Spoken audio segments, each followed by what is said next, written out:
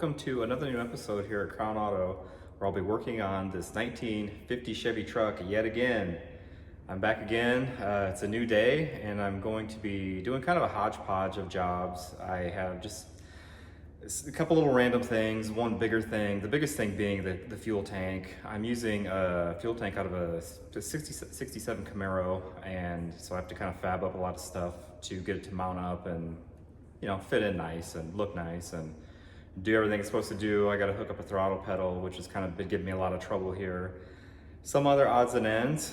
And so, without further ado, let's jump into it. So here is one of the jobs I'll be working on today, and it would be the throttle pedal, linkage, and cable assembly, which I just bought this. It's a universal floor mount throttle pedal, and you can get these from Locar, or you can get these on eBay or Amazon. They're knockoffs, and they're way cheaper. I went with a knockoff, and it was pretty straightforward, but one major issue I did have with it is that I run out of space and travel before I get to wide open throttle. And I've tried a number of different things. I've tried other foot pedals off of different trucks, and I'm pretty close. So what I ended up doing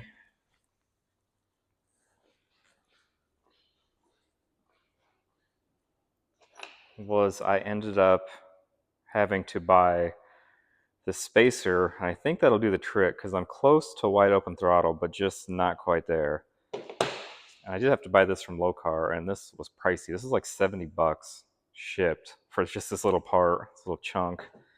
I thought about fabbing one up, but the actual block seals the hole in the interior for the pedal, and I really don't have the equipment or the know-how to do that. So I bit the old bullet, and I bought this. And you can kind of see, it's kind of tricky to see how it,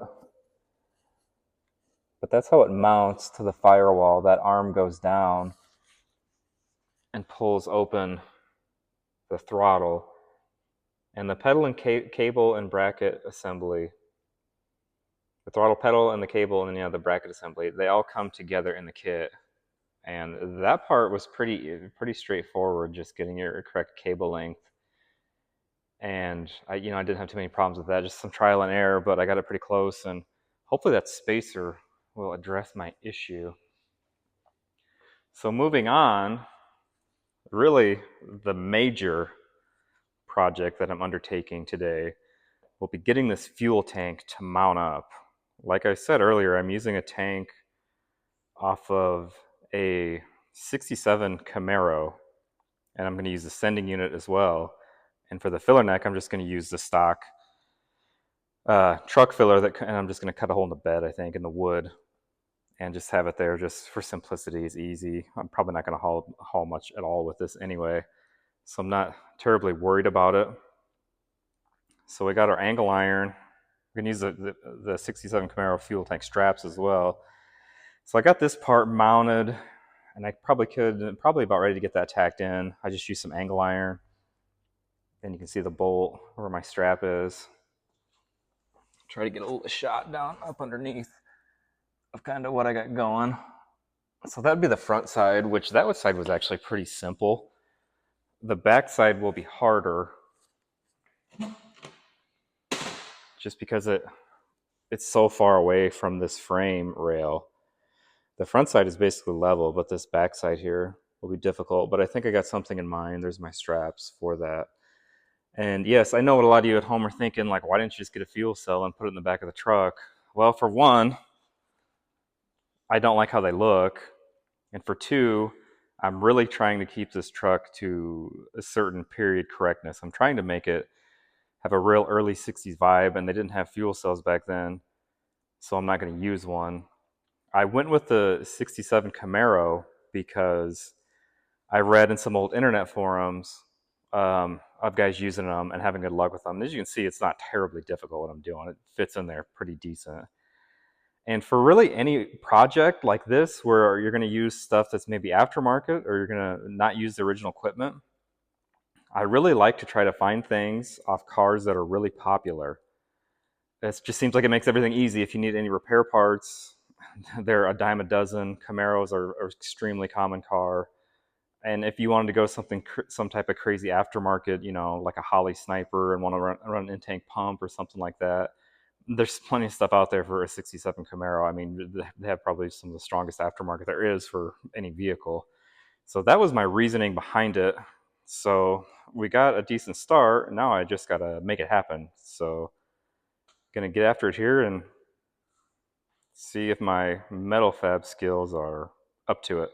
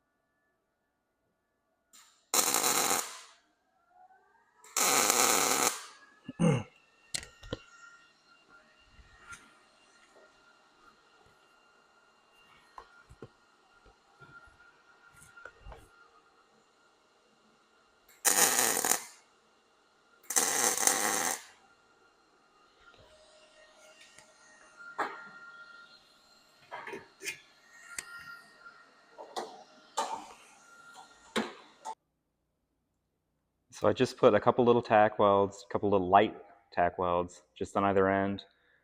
I'm gonna just use this for mock-up. I'm gonna clamp it up and weld it from there.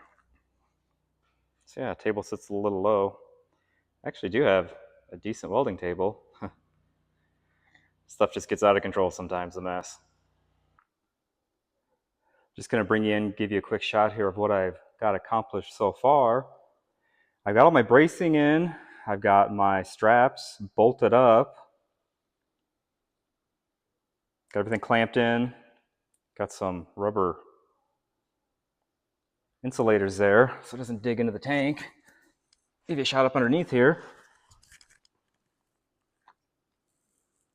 Straps in. It does need a little trimming, a little bending on the tank. Just a little touching up here and there to kind of fine tune it, but it actually fits pretty decent. Jump around here inside the bed. Show you what. This is the piece I welded up earlier. I got my angle iron. I just put some square tube in there and I'm gonna weld that to the frame. It just kind of clips on there onto that angle iron, the fuel tank strap. Then I'll drill a hole and put a fastener through that. So I just got to clean everything up, weld it, and I'm not going to go real crazy welding any of this stuff either.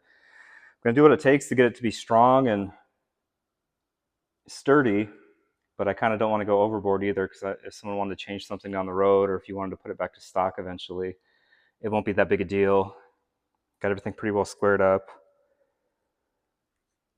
So yeah, we're getting close to checking this one off the list, but we're not quite there yet. So I'm gonna get these welded in, and then we'll take a look at that.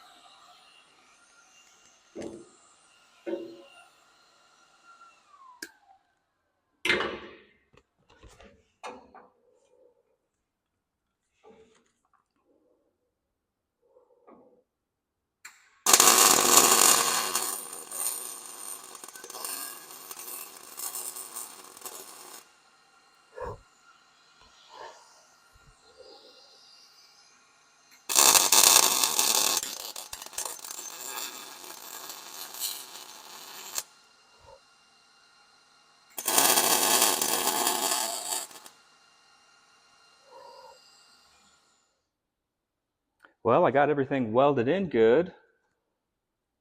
This back rear brace here I welded, and I just put a couple of big tack welds, so I don't think it'll be under a lot of stress because it's sitting on top of the frame.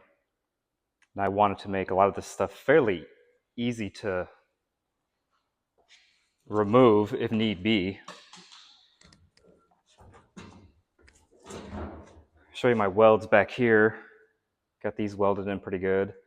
And yeah, as you can see, I'm not a welder, I'm a grinder. Pretty good with the grinder too. Not so much of the welder, but hey. So I got these welded in. Seems pretty sturdy. I did weld the side and the underside, the up underneath this bottom side of the frame rail here, on the side of the frame rail as well. But I won't be showing those because they're pretty ugly, and I'm ashamed. So there's that. But yeah, I'm just gonna tear this apart, get this tank out of here, drill some holes for my fasteners on my straps, spritz a little bit of paint on it, and should be good to go. We'll finally have a functioning gas tank and hopefully a functioning gas pedal. And I can just sit in the cab and crank it over and start it that way instead of bottle feeding and using a remote starter and that nonsense. So yeah, I'll get this blown apart, painted, and that'll be that hopefully.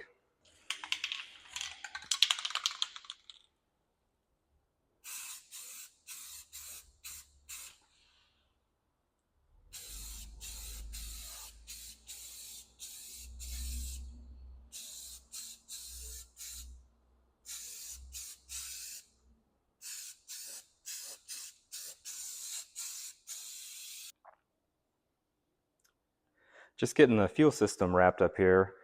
I've got my fuel line connected and ran up to the front. I've got my fuel filler installed, and I actually had to buy a aftermarket rubber coupler reducer to get that to match up to the tank.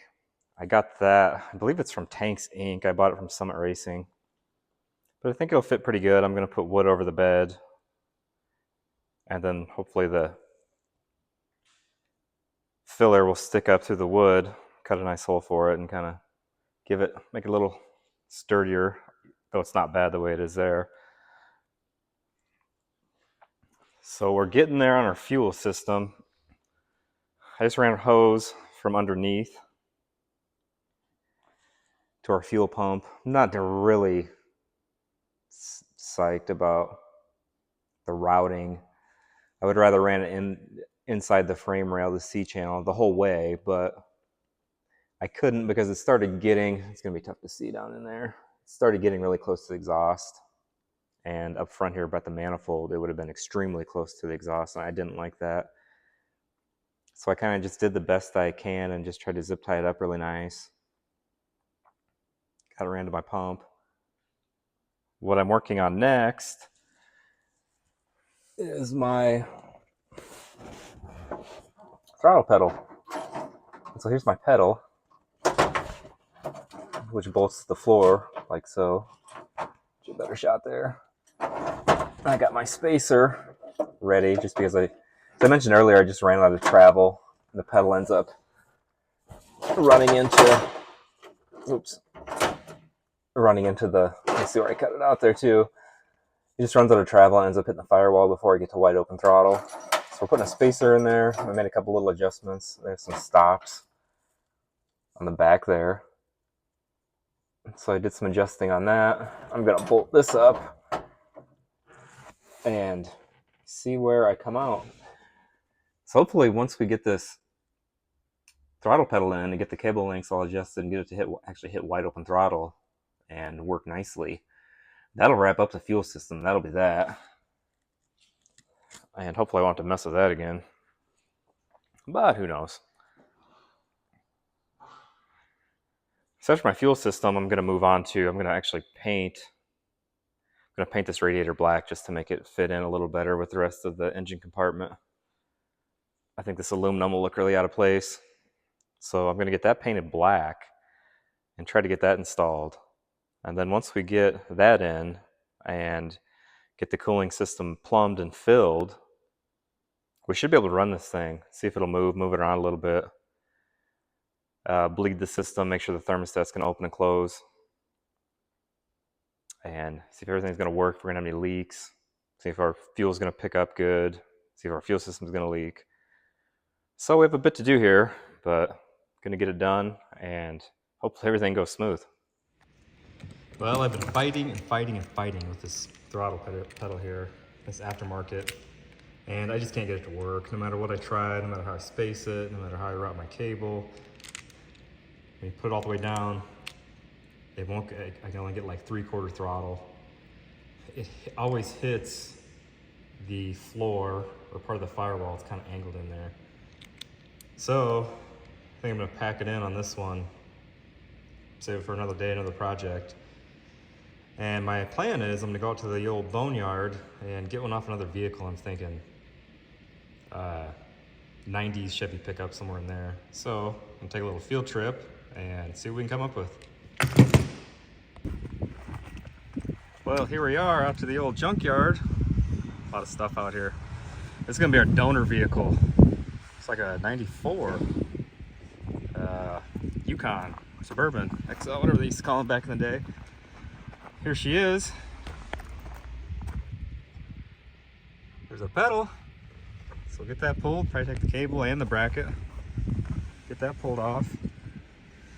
And then I'm gonna get out of here. It's blazing hot out today. That's the last place I wanna be. Dusty, dirty, extremely hot, and no shade. So we'll get that old throttle pulled and see how we come out. Got my pedal all pulled out. Just give you a quick look around here. Rows and rows. A lot of the newer Traverses and Equinox. But not so much of the newer 07 and up Tahoe and Yukons. Just the ones, the 90s and the NBS, the 99 to 02. So don't have much options here for the newer stuff, but a lot of the older stuff, man. Got a lot of them.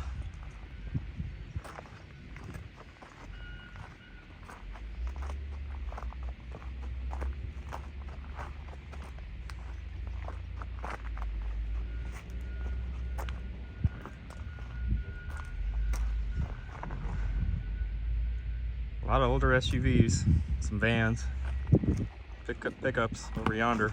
There's one newer Escalade, just been picked clean though. An older Cadillac, minivans. Well, anywho, it's hot. Time to get out of here. Well, I got back from the junkyard with the old throttle pedal here, and I got it just kind of temporarily in place there.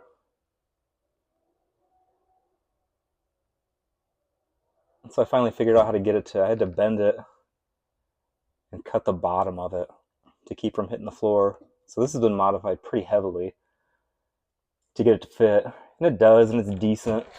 It has a little more, it comes off the floor a lot more and doesn't, which is a little closer to the floor at full throttle. But I think once I get a little bit of carpet in there, and got to patch up that hole that I had to hack in the floor for the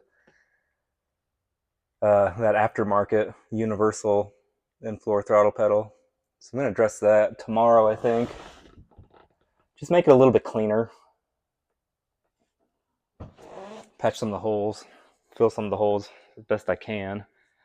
This firewall's full of them. Most of them were there when I bought it, but there's some there from me as well, more than there should be.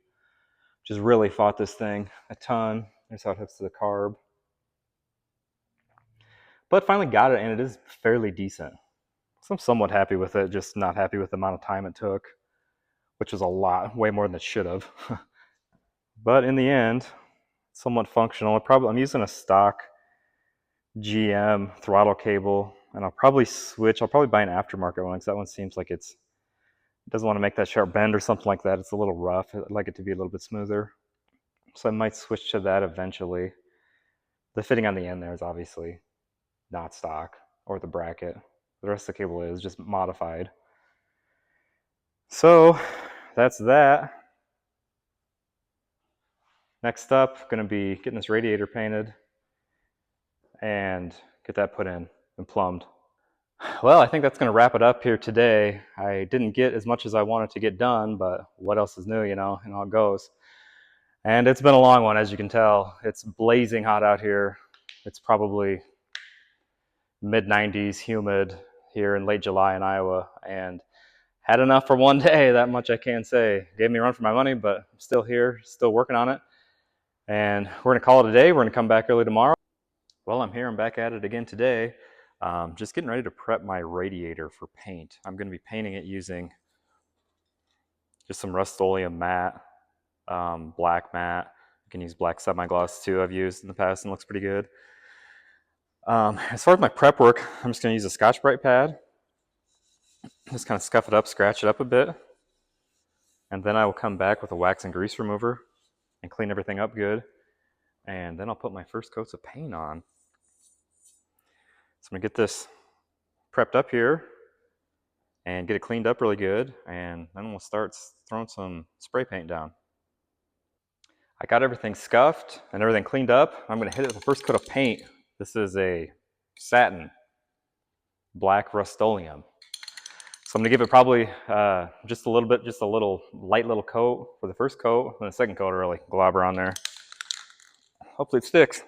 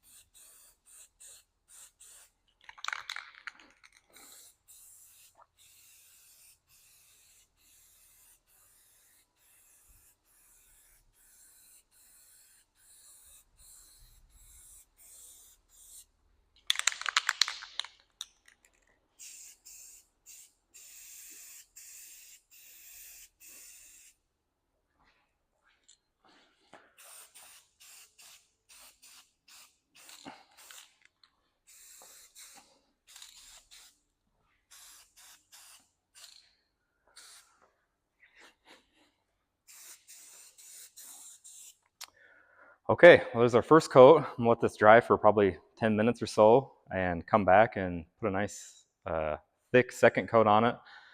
And I'll probably let it dry for a little while, maybe a couple hours or so. And I'll flip it all over and just repeat the same process. It's been prepped on both sides. So I just have to paint it, flip it, let it dry, flip it, and then paint it again. So we'll get this thing painted up and we'll get it thrown in there. Got my radiator all painted up. Turned out pretty decent. I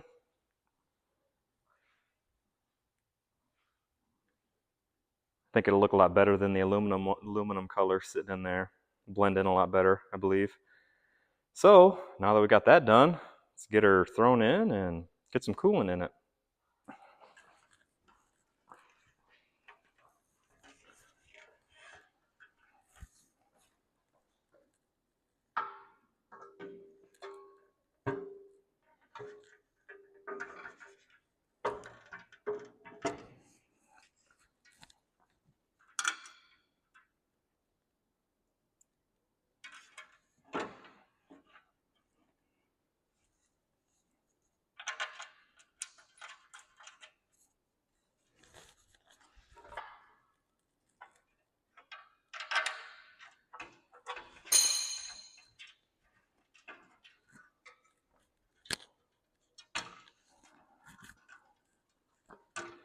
Next up, I'm going to be putting on my radiator hoses.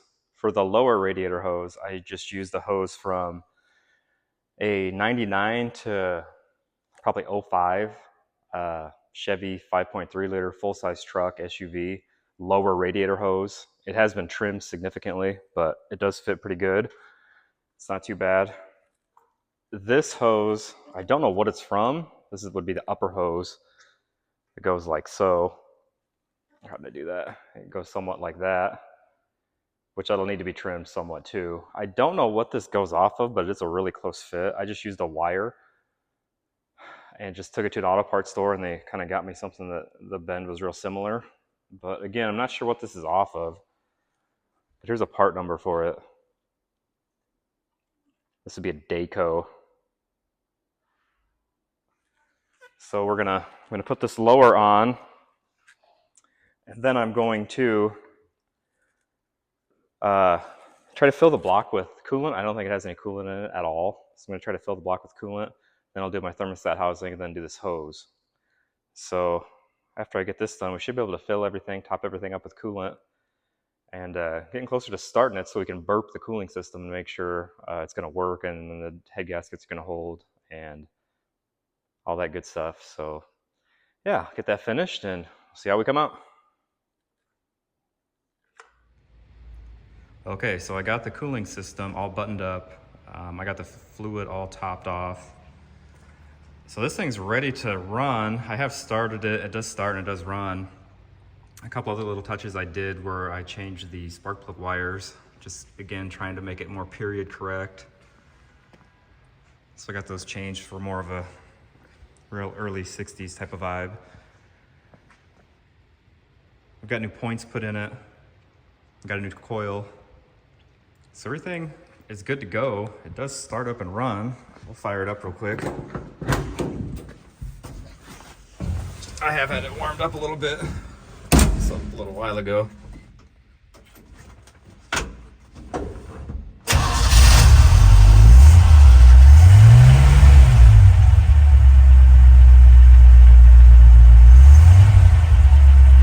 So it runs, it fires right up once it's been warmed up. It starts really easily. It's a little bit of a pain if it's dead cold. Especially I don't have a choke hooked up or anything like that. All the gauges work. The temp gauge works. The oil pressure gauge works. Fuel gauge works. The ammeter does not work just because I don't like the way you have to wire them with a hot 12 volt under the dash all the time. I didn't really care for that, so I didn't do anything with it. I might eventually, but then again I might not.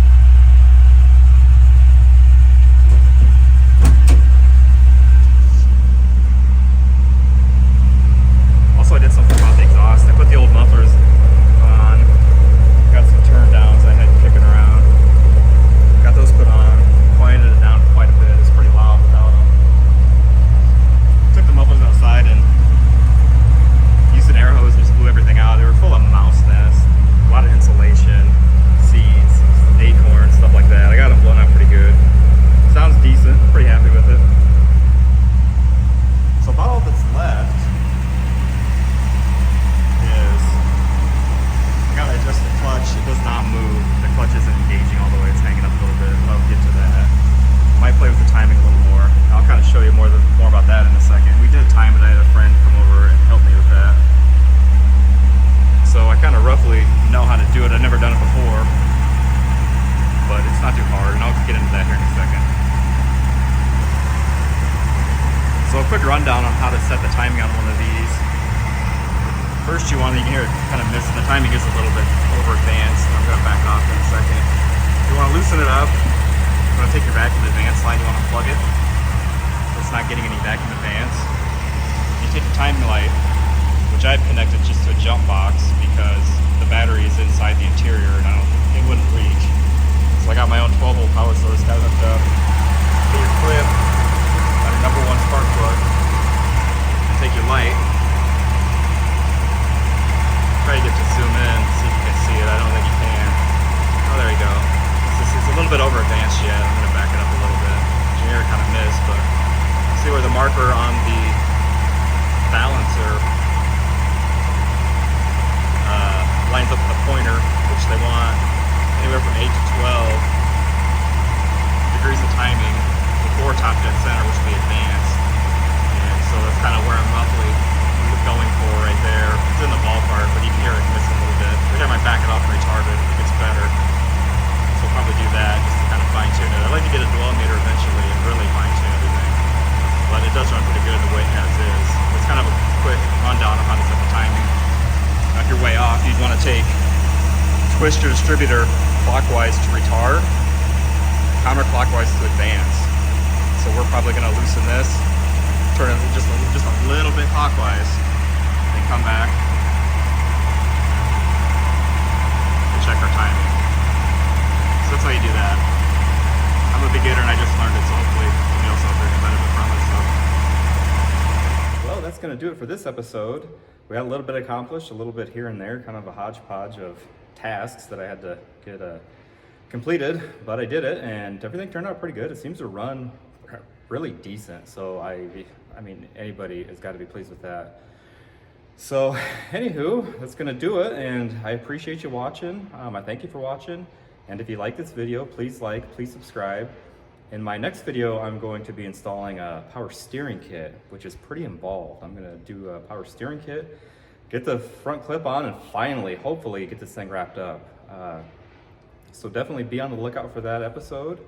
And that's gonna do it for here at Crown Auto. Thank you once again for watching. I really appreciate it.